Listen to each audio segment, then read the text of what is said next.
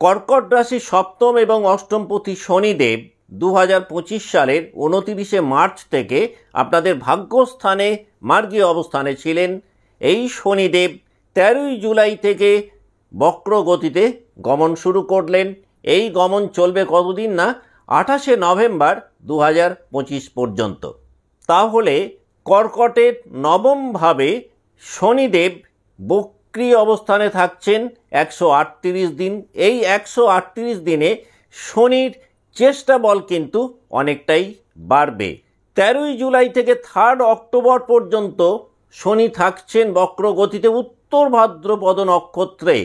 3 অক্টোবরের পর শনি পূর্ব ভাদ্রপদ নক্ষত্রে প্রবেশ করবেন বক্র গতিতে এবং তিনি 28শে নভেম্বর পর্যন্ত কিন্তু পূর্ব ভাদ্রপদ নক্ষত্রে বক্র গতিতেই থাকবেন। এই সময়সীমার মধ্যেই আবার জুলাই মাসের 28 তারিখে মঙ্গল তিনি সিংহ রাশি থেকে কন্যা রাশিতে সঞ্চার করবেন। ফলে শনি এবং মঙ্গল একে অপরের সমসপ্তমে থাকবেন। মঙ্গল কন্যায় থাকবেন 13ই সেপ্টেম্বর পর্যন্ত। তাহলে 28শে জুলাই থেকে 13ই সেপ্টেম্বর এই যে সময়টা, এই সময়টাতে শনি এবং মঙ্গলের একে অন্যের সমসপ্তমে থাকার কারণে 12টা রাশির ওপরেই বেশ কিছু ইম্প্যাক্ট আমরা দেখতে পাব। কর্কটের ক্ষেত্রে মঙ্গল যেহেতু রাজ্যকারী গ্রহ, তিনি অষ্টমপতির সাথে সমসপ্তমে থাকছেন, সেই কারণে যাদের জন্মছকে অ্যাক্সিডেন্টের যোগ রয়েছে তাদের কিন্তু এই সময়টাতে একটু কেয়ারফুল থাকলে ভালো হতে পারে। বর্তমান যে সময়টার মধ্যে আমরা রয়েছি, এই সময়টাতে শনির মতো একটা গ্রহ যিনি অর্ডার অ্যান্ড ডিসিপ্লিনকে ইন্ডিকেট করেন, তার বক্রী হওয়া অত্যন্ত সিগনিফিক্যান্ট। কর্কটের ক্ষেত্রে কিন্তু একাধিক তাৎপর্যপূর্ণ পরিবর্তন এই সময়টাতে আমরা দেখতে পাব। তিনি যখন উত্তর ভাদ্রপদ নক্ষত্রে থাকবেন তখন যে প্রভাবগুলো কর্কটের উপরে পড়বে, 3 অক্টোবরের পর তিনি যখন পূর্ব ভাদ্রপদ নক্ষত্রে বক্র গতিতে গমন শুরু করবেন তখন কিন্তু সেই প্রভাবগুলো অনেকটাই পরিবর্তিত হবে। এখন আমরা দেখে নেব এই 138 দিনে শনির বক্র গতির কারণে কর্কটের জাতক বা জাতিকারা কতটা প্রভাবিত হবেন এবং কোন কোন দিক থেকে প্রভাবিত হবেন।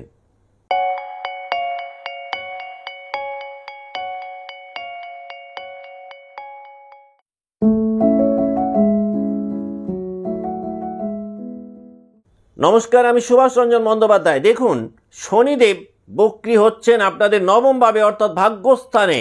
সুতরাং ভাগ্যকে নিয়ে কিছুটা অস্থিরতা এই সময়টাতে কর্কটের বাড়তে পারে। অতীতের কোনো কর্মের ফল এই সময়টায় চোখের সামনে আসতে পারে যাদের জন্মরাশি কর্কট। 13ই জুলাই থেকে 3 অক্টোবর অর্থাৎ যে সময়টাতে শনিদেব উত্তর ভাদ্রপদ নক্ষত্রে বক্রী অবস্থায় রয়েছেন, এই সময়টাতে কর্কটের স্পিরিচুয়াল হেলথ অনেকটাই উন্নত হবে। চিন্তা ভাবনার মধ্যে কিন্তু একটা বেশ ভালো গভীরতা কর্কটের তৈরি হবে। যে কোনো কনসেপ্টের অনেক ডিপ লেভেলে পৌঁছতে সক্ষম হবেন কর্কট। কোনো গুরুস্থানীয় ব্যক্তির সাথে যদি অতীতের ভুল বোঝাবুঝি থেকে থাকে, সেই ভুল বোঝাবুঝি অনেকটাই কিন্তু এই সময়টাতে কমবে এবং সেই সমস্যা থেকে নিজেদেরকে অনেকটাই মুক্ত করতে সক্ষম হবেন যাদের জন্মরাশি কর্কট। এই সময়টাতে ধর্মীয় স্থানে ভ্রমণের একাধিক প্ল্যানিং তৈরি হতে পারে, যদিও সেই প্ল্যানিংগুলোকে এক্সিকিউট করার ক্ষেত্রে কিছুটা ডিলেড হতে পারে। তবে এটা বলা যেতে পারে শনিদেব উত্তর ভাদ্রপদ নক্ষত্রে বক্রী থাকাকালীন কর্কট রাশির জাতক বা জাতিকাদের ধর্মীয় কাজকর্মের মধ্যে একটা শান্তি খোঁজার প্রবণতা পূর্বের তুলনায় অনেকটাই বাড়বে।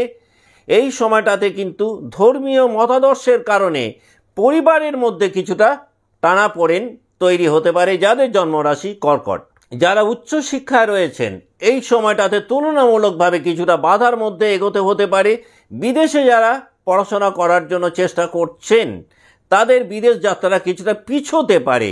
পুরনো কোনো কোর্স নতুন করে শুরু করতে পারেন কর্কট। কর্কটের যে সমস্ত জাতক বা জাতিকা অতীত আমলে কোনো পড়াশোনা করছিলেন কিন্তু মাঝপথে সেই পড়াশোনা বন্ধ রেখেছিলেন, এই শনিদেবের বক্রগতির কারণে কিন্তু দেখা যাবে হঠাৎ করে আবার সেই পড়াশোনা নতুন করে কর্কট শুরু করলেন। পিতার শরীর স্বাস্থ্যকে নিয়ে কিন্তু মানসিক উদ্বেগ কর্কটের কিছুটা বাড়তে পারে। পৈতৃক সম্পত্তিকে নিয়ে কিছুটা গঠনমূলক আলোচনার মধ্যে কিন্তু কর্কট এই সময়টাতে প্রবেশ করবেন এবং আলোচনার মাধ্যমে কোনো পৈতৃক সম্পত্তি সংক্রান্ত সমস্যার কিছু স্থায়ী নিষ্পত্তি কর্কট এক্সপেক্ট করতে পারেন। বিদেশ যাত্রা এই সময়টা একটুখানি হলেও কিন্তু পিছিয়ে যেতে পারে। তবে শনিদেবের বক্রগতির কারণে কর্কটের জাতক বা জাতিকারা দুঃখের মধ্য দিয়ে হলেও আত্মিক চেতনার জায়গাটাতে কয়েক ধাপ এগিয়ে থাকবেন। যে কোনো গুপ্ত বিষয়ের চর্চা যারা করেন তাদের রেট অফ সাকসেস অনেকটাই বাড়বে। কিন্তু এই সময়টাতে ভাগ্যের ওপরে যদি অধিক নির্ভরশীল কর্কট হন তাহলে কিন্তু একটু হতাশা বাড়তে পারে। অর্থাৎ এই সময়টাতে কোনো কিছুকেই ভাগ্যের উপরে যদি ছেড়ে দেন তাহলে কিন্তু কর্কট সাফল্যের জায়গায় একটু পিছিয়ে যেতে পারেন। অতিরিক্ত বিশ্বাস করে প্রতারণার ফাঁদে কর্কট পড়তে পারেন। অতিরিক্ত বিশ্বাস কর্কটকে কিন্তু কিছুটা মনোকষ্টের মধ্যেও ফেলতে পারে।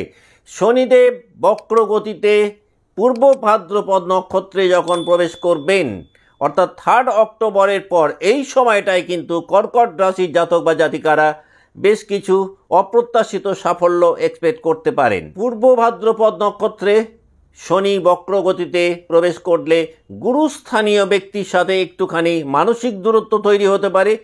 তবে এই সময়টা আবার গবেষণায় ইন্টারেস্ট অনেকটাই বাড়বে। গুরুস্থানীয় কোনো ব্যক্তির পরামর্শের কারণে কর্কটের জাতক বা জাতিকারা কিছুটা বিভ্রান্তি বা দ্বিধাদ্বন্দ্বের মধ্যে পড়তে পারেন। তবে 3 অক্টোবর থেকে 28 নভেম্বরের মধ্যে কর্কটের জাতক বা জাতিকাদের নতুন কোনো কিছু শেখার প্রতি ইচ্ছে এবং আগ্রহ অনেকটাই বাড়বে। 3 অক্টোবরের পর কনফিডেন্সের জায়গাটাতে একটু প্রবলেম হতে পারে। বাবার সঙ্গে কিন্তু নীতিগত বিরোধ কিছুটা তৈরি হতে পারে 3 অক্টোবরের পর। পিতার অতীতের কোনো কর্মের কারণে একটু ভোগান্তি কর্কটের বাড়তে পারে। 3 অক্টোবর থেকে 28 নভেম্বর এই সময়টার মধ্যে পারিবারিক মূল্যবোধকে কেন্দ্র করে কিছুটা দ্বন্দ্ব বা বিবাদ তৈরি হতে পারে। আধ্যাত্মিকতার প্রতি আকর্ষণ কিন্তু অনেকটাই বৃদ্ধি পাবে 3 অক্টোবরের পর, অর্থাৎ শনিদেব যখন পূর্ব ভাদ্রপদ নক্ষত্রে বক্রগতিতে থাকবেন। এই সময়টাতে কিন্তু যে কোনো পরিস্থিতির কারণ খতিয়ে দেখার প্রয়োজনীয়তা কর্কট অনুভব করতে পারবেন। অতীতের কোনো কার্মিক বন্ধনের কারণে মেন্টাল বার্ডেন তৈরি হতে পারে। অতীতের কার্মিক বন্ডিংয়ের কারণে এই সময়টাতে কিন্তু কিছুটা সাফারিংও কিন্তু কর্কটের জাতক জাতিকাদের মধ্যে আসতে পারে। নৈতিকতার কারণে কিছুটা হলেও মানসিক দ্বিধাদ্বন্দ্বের মধ্যে কর্কট পড়তে পারেন। বেশ কিছু ক্ষেত্রেই দেখা যাবে এই নৈতিকতাকে ঘিরে কর্কট কিছুটা বিভ্রান্তির মধ্যে পড়তে পারেন। 3 অক্টোবর থেকে 28 নভেম্বর 2025 এই সময়সীমাটার মধ্যে, যতদিন পর্যন্ত পূর্ব ভাদ্রপদ নক্ষত্রে আপনাদের নবম ভাবে অর্থাৎ মীন রাশিতে শনিদেব বক্রগতিতে থাকবেন। আজকের মতো অনুষ্ঠান এখানেই শেষ করছি। ভালো থাকবেন। নমস্কার।